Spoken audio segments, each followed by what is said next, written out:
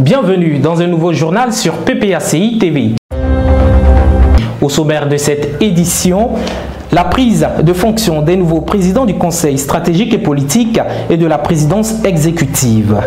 Le nouveau secrétaire général a aussi pris fonction ce 2 novembre 2023. Reprise des élections municipales et régionales dans certaines localités de la Côte d'Ivoire. Vous verrez dans un élément de la rédaction les candidats PPACI encore en course. 5 ans que l'ami intime du président Laurent Gbagbo, Abdraman Sangaré, n'est plus.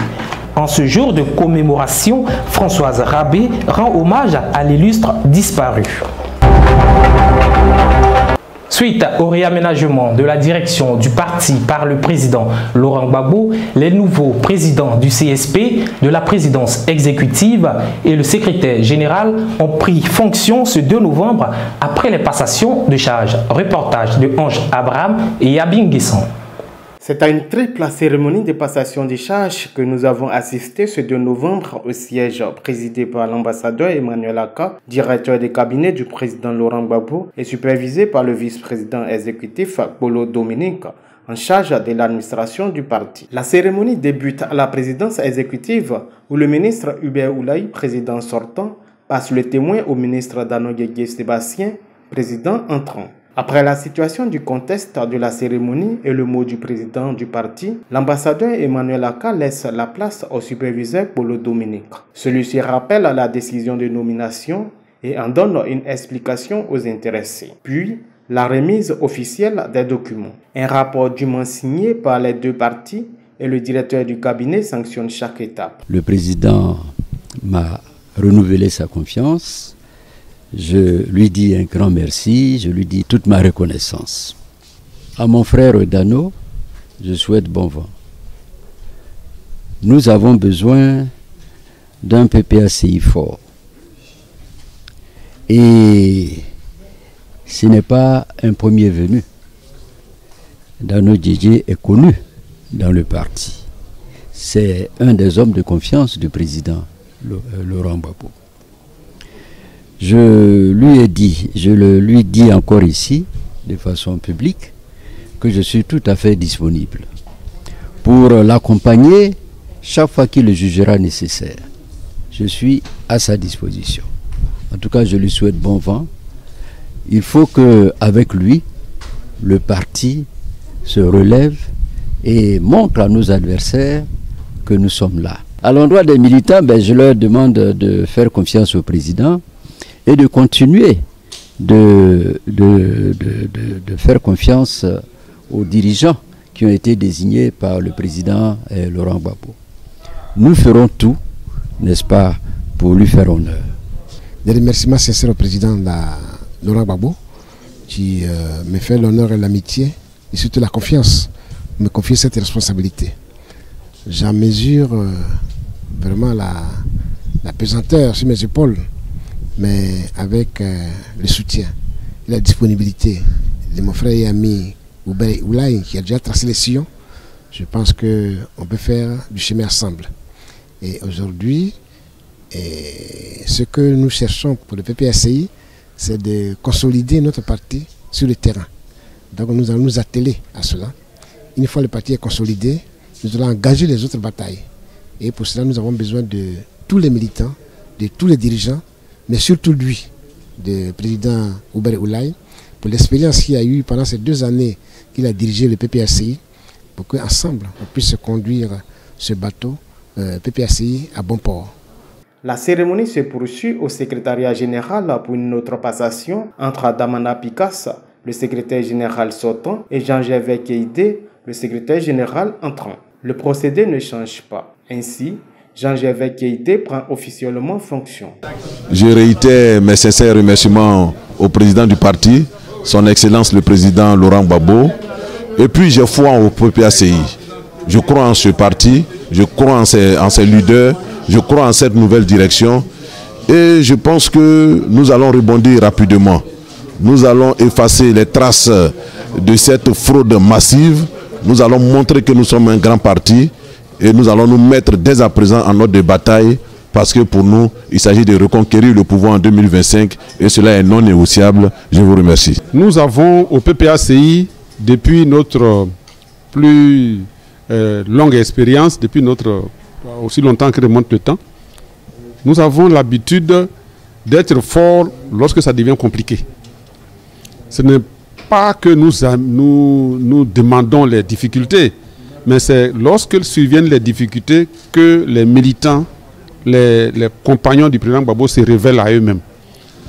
Ce qui se passe actuellement, eh bien, tout le monde donne le parti de Gbagbo pour mort, pratiquement, à terre, effondré. C'est le meilleur, c'est le bon rôle, ça.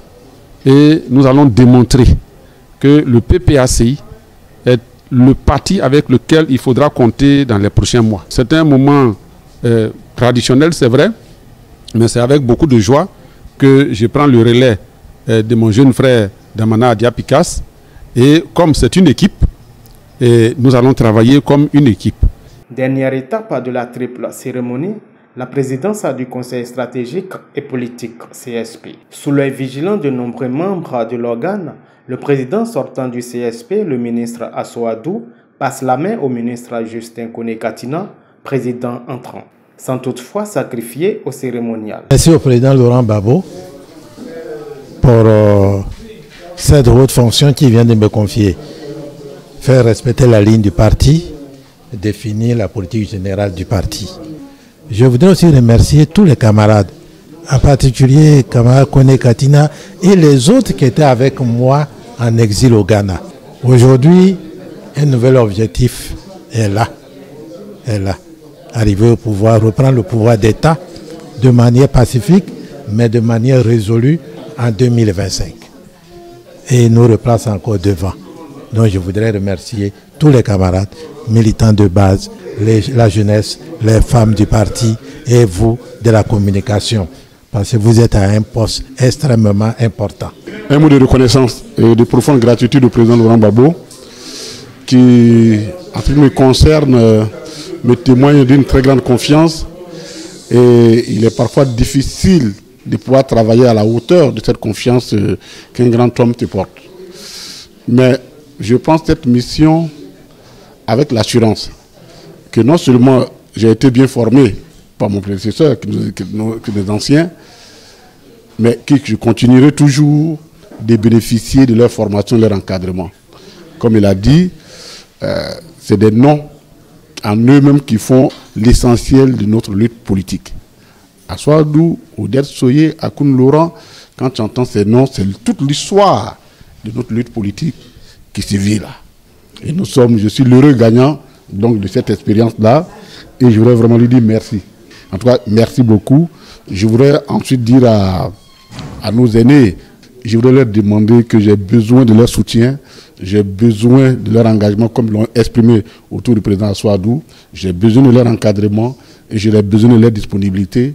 Parce qu'en les faisant, ce n'est pas pour moi les fonds, c'est pour l'intérêt de notre parti et c'est pour l'objectif que nous sommes donnés de gagner les élections de 2025 et remettre le président Laurent Gbagbo à la tête de la Côte d'Ivoire pour corriger l'injustice qu'on n'aurait jamais le permettre qu'elle puisse réaliser ce projet en Côte d'Ivoire. Officiellement, Justin Koné-Katina, président du CSP, Sébastien Dano-Guégué, président exécutif, Jean-Gervais Keïdé, secrétaire général, ont pris fonction et sont prêts à aider le président Laurent Gbagbo à conduire le navire PPACI à ses hauts postes de responsabilité. Et ils comptent le faire avec le soutien de leurs prédécesseurs, celui de leurs collaborateurs et de l'ensemble des militants.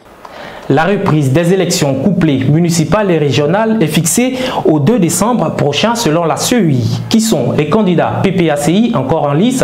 Réponse dans cet élément de la rédaction.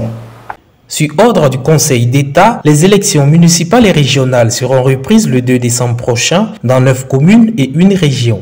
C'est ce qu'a annoncé Émile Ebrotier, porte-parole de la Commission électorale indépendante CEI, lors d'une conférence de presse en date du jeudi 26 octobre 2023. Les collèges électoraux sont convoqués le samedi 2 décembre 2023 en vue des élections des conseillers régionaux de la région du Guémon et des conseillers municipaux des communes de San Pedro, Oumé, Tiasalé, Kouibli, Goïtafla, Ferkesedougou, Kumbala, Dabakala et Sarala.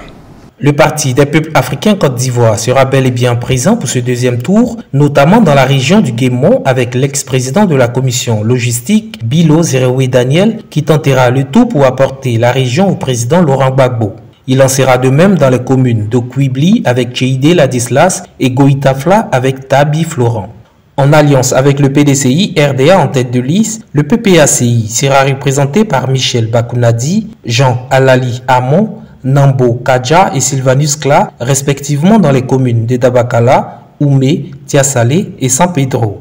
Le vendredi 24 novembre 2023 s'ouvrira la campagne de ces élections.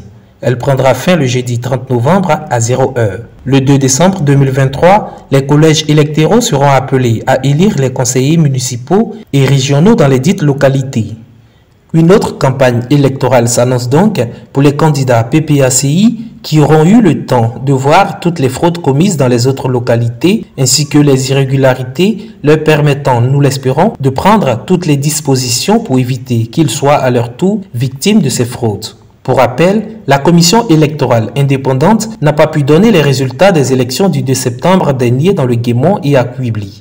Dans les autres circonscriptions, le Conseil d'État avait annulé les résultats des élections données par la CEI pour des irrégularités constatées le jour du vote. Ils sont plus de 300 travailleurs licenciés abusement de la RTI depuis 2011. 13 ans après, ces agents n'ont toujours pas eu gain de cause malgré les nombreux recours à la justice. Sylvain Lobo. L'auteur d'un crime peut s'offrir le luxe d'oublier son forfait. Mais la victime, elle n'oublie jamais. C'est l'état d'esprit dans lequel se trouvent 308 agents de la radio-télévision ivoirienne, RTI, ces hommes et ces femmes qui pour la plupart travaillaient à la RTI depuis au moins 20 ans et qui à leur poste remplissaient leur devoir citoyen, celui d'informer, d'éduquer et de divertir les Ivoiriens dans leur ensemble. Ces agents ont été purement et simplement renvoyés sans que l'entièreté de leurs droits ne soit payée. Le motif de leur renvoi à l'époque était d'ordre économique, motif que ces 308 agents ont trouvé fallacieux et sans justification valable. La preuve, après le forfait des autorités administratives de la RTI, de nouveaux collaborateurs au nombre de 600 ont été recrutés précipitamment. Un recrutement d'urgence qui ne tenait compte d'aucun critère selon les agents remerciés, ce qui a suscité chez ces derniers de vives récriminations et faire naître un fort sentiment d'exclusion et de discrimination basé uniquement sur leur appartenance ethnique et politique. En effet, les nouveaux collaborateurs de la RTI n'étaient pas que des Ivoiriens. Leurs qualifications techniques étaient douteuses et laissaient à désirer. Chose plus difficile à croire, leurs salaires étaient élevés et semblaient être fixés à la dimension de leur militantisme au RHDP, parti politique qui venait de conquérir le pouvoir d'État à la suite d'une élection présidentielle controversée en 2010. Après plusieurs tentatives individuelles de médiation auprès des personnes ressources proches du pouvoir Ouattara, les agents renvoyés de la RTI ont décidé de porter leur affaire devant la justice ivoirienne. Et depuis lors, plus de 12 années se sont écoulées. Le verdict de l'affaire dite l'affaire des déflatés de la RTI n'a pas encore été donné par la Cour de cassation. Pour les ex-agents de la RTI, et l'administration et leur ministère de tutelle et la justice ivoirienne usent de procédés dilatoires pour faire perdurer l'affaire. Et pendant ce temps, les renvoyés de la RTI connaissent des moments d'extrême misère. Les plus chanceux sont chassés de leur logement. Les familles sont disloquées. Les enfants sont abandonnés à la rue et sans éducation. Les moins chanceux, et il en a, près de 42 des 308 agents ont connu le repos éternel sans connaître le dénouement de leur affaire. En cette fin d'année 2023, qu'espèrent les agents renvoyés de la part de l'État de Côte d'Ivoire? Moi, j'ai été renvoyé pendant que j'étais en prison. Et la raison qu'ils se sont donnée, ils disent que j'ai abandonné mon poste. Voilà pourquoi ils m'ont renvoyé. Mais j'étais en prison. Quelqu'un qui est en prison, comment il pouvait se dédoubler pour venir au travail? Je sors de prison quand on a été jugé. Les juges disent qu'ils se sont trompés sur mon cas. Donc je reviens à la télé. Je prends audience avec le directeur général qui était à cette époque-là, Akasaï Lazare. La secrétaire me dit d'attendre dans la salle d'entente. J'étais assis là-bas quand le vigile est venu me donner mon papier de renvoi. Il ne m'a même pas reçu, il ne m'a même pas écouté. Voilà comment j'ai été envoyé de la télévision. Voilà. Jusque-là, nous sommes livrés à nous-mêmes. Ce qui est malheureux dans cette affaire, c'est qu'on est plus jeune. Donc voilà. Et bon, c'est la vie. 320 personnes vidées de la télé. Aucun pouvoir n'a fait ça en Côte d'Ivoire ici. Même le pouvoir militaire de Guéhi n'a pas fait ça. Espérons que ces paroles trouveront un écho favorable auprès du président Ouattara et que cette affaire connaîtra un dénouement heureux, ce qui serait un acte de justice sociale qui contribue au renforcement de la paix en Côte d'Ivoire à l'approche des élections présidentielles de 2025. 3 novembre 2018, 3 novembre 2023, 5 ans que le gardien du temple nous a quittés. Hommage lui est rendu dans cet élément de Françoise Rabé. Un nom, Abdraman Sangari. Une histoire, un vécu, un patrimoine. Figure emblématique de la lutte pour le multipartisme et la démocratie en Côte d'Ivoire, Abdraman Sangari, Sang comme l'appelaient les intimes, et pour d'autres, le gardien du temple. Oui, il aura gardé la maison Front Populaire Ivoirien FPI pendant les dures années de lutte post-crise électorale de 2010. Le 9 mars 1946 à Mbayakro, Abdraman Sangari est décédé le 3 novembre 2018 à Abidjan. Ce 3 novembre 2023, 5 ans après son départ, les militants, militantes, compagnons de lutte, tous sortis de l'enveloppe FPI, se souviennent de lui. De celui qui, dès 2012, aura relancé la machine FPI avec un seul objectif, le combat pour la libération du président Laurent Gbagbo de la Cour pénale internationale. Co-fondateur du FPI avec le président Laurent Gbagbo et d'autres compagnons, Abdraman Sangari a été des premières heures de lutte pour la liberté des Ivoiriens du parti unique de l'époque, le PDC-RDA, de feu le président Félix Houphouët-Boigny. Sa rencontre avec le président Laurent Gbagbo remonte à 1970 sur le campus de l'université d'Abidjan. Né d'un père musulman malinké d'Odiéné au nord du pays et d'une mère chrétienne baoulée de Bodokro du centre de la Côte d'Ivoire, Sangari Abdraman est inscrit en 2e année de droit et Gbagbo poursuit ses études tout en commençant à enseigner l'histoire au lycée classique d'Abidjan. Ils ont un même maître à penser, le professeur Bernard Zadi Zaoro, l'un des premiers opposants au président Félix Houphouët-Boigny, qui recrute des jeunes cadres et étudiants de gauche pour former une élite militante contre l'idéologie défendue par le Parti démocratique de Côte d'Ivoire, PDCI, ex-parti unique. Après ces années de lutte, de brimades, d'emprisonnement, Abdraman Sangari devient ministre d'État, ministre des Affaires étrangères de Côte d'Ivoire de 2000 à 2003, lors de la cession du président Laurent Gbagbo à la magistrature suprême en octobre 2000. Il devient ensuite inspecteur général d'État jusqu'en 2011 à l'arrestation du président Laurent Gbagbo. Incarcéré par le régime Ouattara, puis libéré en 2012, Abdraman Sangari s'investit corps et âme pour la libération du président Laurent Gbagbo. Il devient alors la figure emblématique du parti, au détriment de Pascal Affi N'Guessan, qui lui envisageait le Front Populaire Ivoirien sans Laurent Gbagbo. Homme de conviction, fidèle compagnon, Abdraman Sangari conduit la branche du FPI, resté fidèle au président Laurent Gbagbo.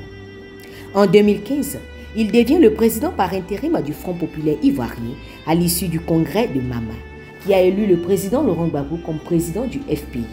Gbagbo ou rien. S'engage alors une bataille dans toute la Côte d'Ivoire, celle de la remobilisation des militantes et militants du FPI pour la cause Laurent Gbagbo. Les fêtes de la liberté alors organisées mobilisent et drainent du monde. Les enfants du président Laurent Gbagbo, conduits par Abdraman Sangari, se réveillent partout. Une nouvelle génération de patriotes émerge. Le SGA Kouajusté, Blaise Nilasme, Kame Guillaume, Bilo Daniel, Nestor Daï, bien sûr avec les plus anciens et ceux en exil. Le procès du président Laurent Gbagbo est alors scruté partout dans le monde, dont la ferveur en Côte d'Ivoire est de mise. Avril 2018, la fête de la liberté à Gagnoa est un véritable succès. Hélas, 1000 fois hélas. Le gardien du temple aura assisté au dernier rassemblement du Front Populaire Ivoirien. Il décède le 3 novembre 2018 sans avoir entendu un mois plus tard l'acquittement du président Laurent Gbagbo le 15 janvier 2019. Plongeant dans l'émoi et la tristesse totale, le président Laurent Gbagbo et tous les militants du Front populaire ivoirien. Ce 3 novembre donc, nous nous rappelons avec nostalgie de cet homme qui aura marqué d'une empreinte indélébile l'histoire de la Côte d'Ivoire et de la vie du président Laurent Gbagbo, son jumeau comme il aimait l'appeler. 5 ans se sont écoulés et, en sa mémoire, le Parti des peuples africains Côte d'Ivoire PPACI a établi sa permanence en accord avec sa famille biologique à son domicile 6 à la Riviera 3. Ici, tout rappelle le gardien du temple. De ses années de lutte aux années de ministre, toujours avec le président Laurent Gbagbo, toute une histoire présentée à travers ces différentes photos. En ce jour du 3 novembre 2023, nous voulons garder en mémoire cet homme de paix, de cohésion et de combat.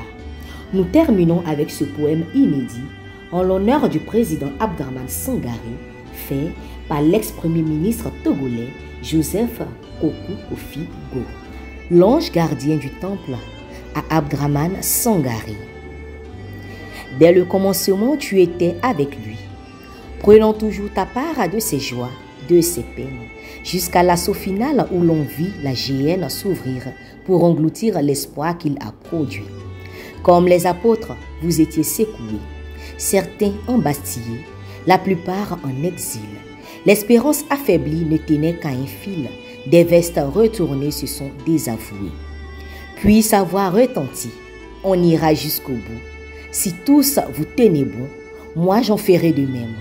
Tant qu'il me restera quelques grammes d'haleine, nous allons retrouver nos rêves de Dabou. Et tu n'es pas resté insensible au message venu de l'intrépide et ami prisonnier. Bien qu'on ne voyait plus aucun sapeur-pompier, tu sauvas les meubles en t'armant courage. Rassemblez encore ceux qui pouvaient combattre, les bras et les mains nus, avec la conviction qu'il sera possible de voir les batailles de l'Éternel surgir de l'horizon en plâtre. Oui, tu as rappelé sans que ta voix ne tremble les fidèles restants pour d'ultimes combats. Et dans la fumée noire, au-dessus des gravats, vous avez récolté, vous avez recollé les murs brisés du temple. Et tu fus consacré, l'ange gardien du temple, reconnu comme tel, mais toujours pratiquant l'humilité qui sied à tout vrai combattant, le devoir accompli, tu t'en vas en novembre. Va et repose en paix, cher Abdraman Sangaré. Tu es en lettres d'or portées dans les mémoires pour être désormais pour la Côte d'Ivoire le chemin à suivre pour ne plus s'égarer. Poème inédit, fait à Lomé le 25 novembre 2018. Repose en paix, cher Abdraman Sangaré, le gardien du temple. La famille Sangaré encore en deuil. Une semaine après son décès, Madame Adja Sangaré, sœur cadette de feu Abdraman Sangaré, a été inhumée au cimetière de Koumassi ce jeudi 2 novembre. La levée de corps a eu lieu à Ivosep Trècheville en présence des parents, amis, connaissances et une délégation du PPACI conduite par la vice-présidente Bamba Massani. Avant l'inhumation, une prière mortuaire a été dite au terrain de la Sikoji 1. Les cérémonies du 7e jour sont prévues pour le dimanche 5 novembre à Abidjan. Pour rappel, le président Laurent Gbagbo et son épouse étaient aux côtés de la famille Sangaré le mardi 31 octobre dernier.